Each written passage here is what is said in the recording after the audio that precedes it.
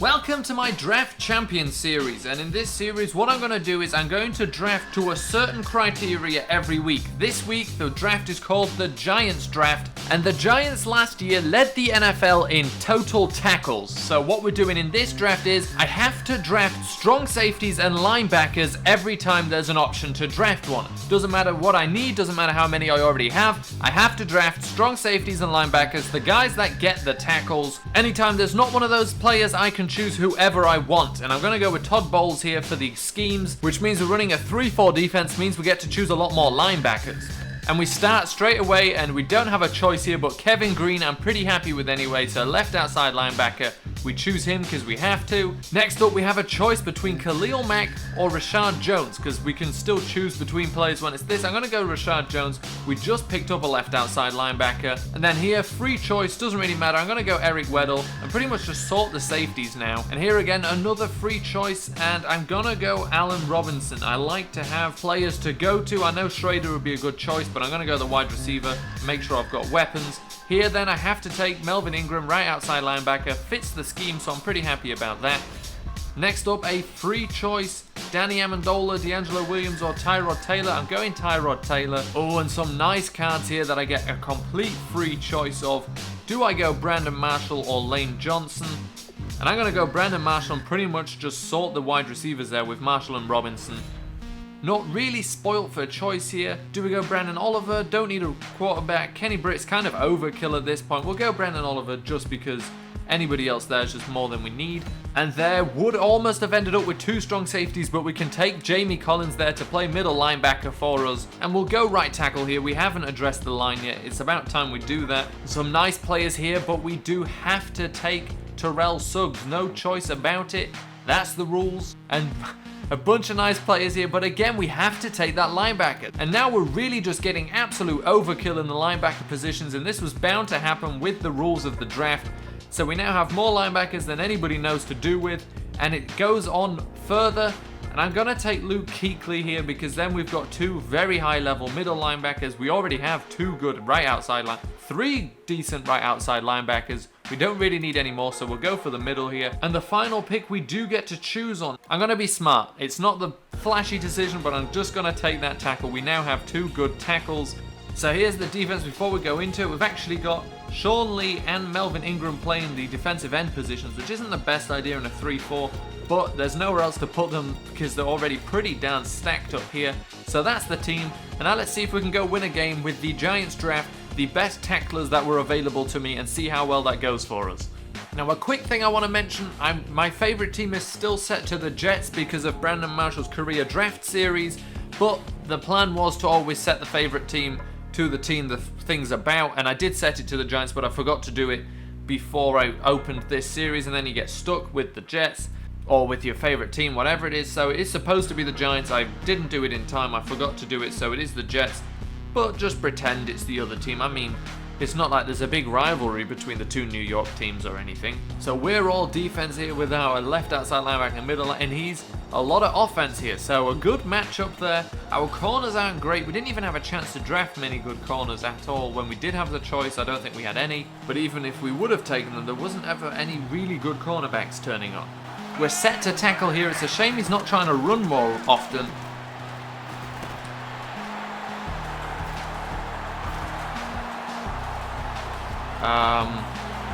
Now you got to feel like that's a slight glitch right there.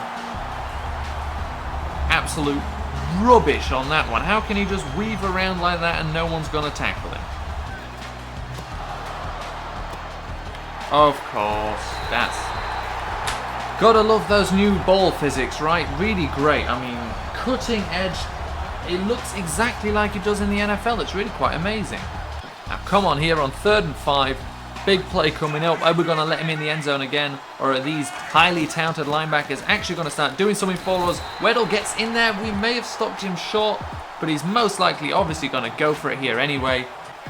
Probably going to pitch it, but oh, and he goes for the QB sneak. The unstoppable play as long as you're less than a yard.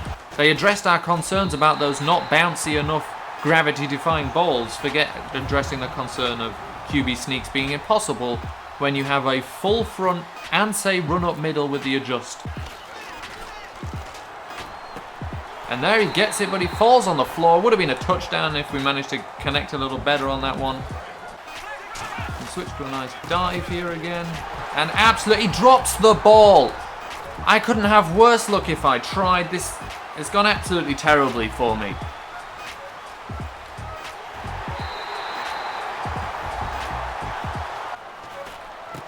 Funchess there, of course. Devin Funchess drops him in bunches. Of course he's going to drop the ball. Nobody near him. We're into the fourth quarter now in this true nightmare, but we get a good play there. See, the defense can do stuff. However, of course he catches everything. He did pick the nice receivers in his draft. I picked a bunch of linebackers. He's running the clock down on me, which is really kind of him because I can't wait for this to be over. We keep making nice plays on defense because we have defenders. Once it comes into a coverage situation, we don't. And there we get the sack. See, it's we can defend, but we can defend. We don't have cornerbacks, we don't have free safeties, but we have a whole bunch of linebackers, and boy, do they get after him. And again! See, it's possible. We are capable of defending. We've actually made him punt for the first time in this game. Once it's not about the coverage and our front seven get there quick enough, we're okay. Now the only objective at this point is just to get some consolation points. Brandon Oliver's trying his hardest, breaking tackles. We just want to not suck. I don't think I've ever seen somebody take so long to pick a defensive play. He'd better absolutely shut me out here because otherwise it was a waste of everybody's time. Who knows? But Tyrod Taylor can move, and he's moving, and he's, instead of sliding, dived straight into a linebacker. And we're off with Tyrod Taylor again. He can move. It's about all he can do. Now let's go with a fun play, because if nothing else, we're going to have a little bit of fun. If nothing else, let's try and have fun with our plays.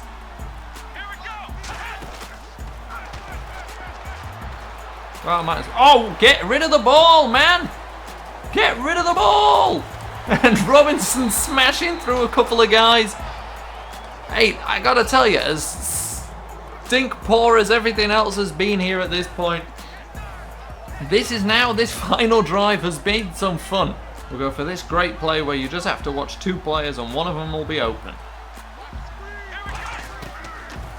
Which one is it? That's the one that's open. Oh, look at that. After fumbling like a sucker first, he's now doing something for us. You know you're in a bad spot when the most fun comes at the end of the game. Oh, and he almost ruined our fun there. Excuse me, sir. That's not fair. And 4th and 6 here. We're gonna go for it because, hey, why the heck not? Oh no, a big fancy blitz. Get it, break, and he gets it. See? Fun. And we're gonna take a timeout because I'm gonna kick a field goal. I will not play a game where I get 0 points. I will not be shut out. Darn it. Oh no. And it's good. We get 3 points. Take that, sucker. 21-3. This is literally... Yes, we did it. Look at that. We shut him out in the second half. Consolation prizes for everyone. See, even there when we hit him, he still completes the pass. We couldn't do anything in the first half. Luck was on his side. We had those stupid bobbles. The only interceptions we threw were from crazy bobbles, I think. Maybe one was a legitimate one, but then the fumble where he gets the touchdown. To be fair, what did you expect when we modeled our draft after the Giants defense last year, which obviously wasn't that great? We went all linebackers and strong safeties when we did, ended up with far too many, more than we could use, and ended up losing the game 21-3. Who would have thought that happened? To be fair, one of those touchdowns was on our offense. If you enjoyed this video and can't wait to see me pick more terrible teams in a similar style, make sure to subscribe so you don't miss that if you're not already subscribed. And if you don't enjoy watching me pick terrible teams on Draft Champions, I have a bunch of other series that I do too, and you can check those out instead.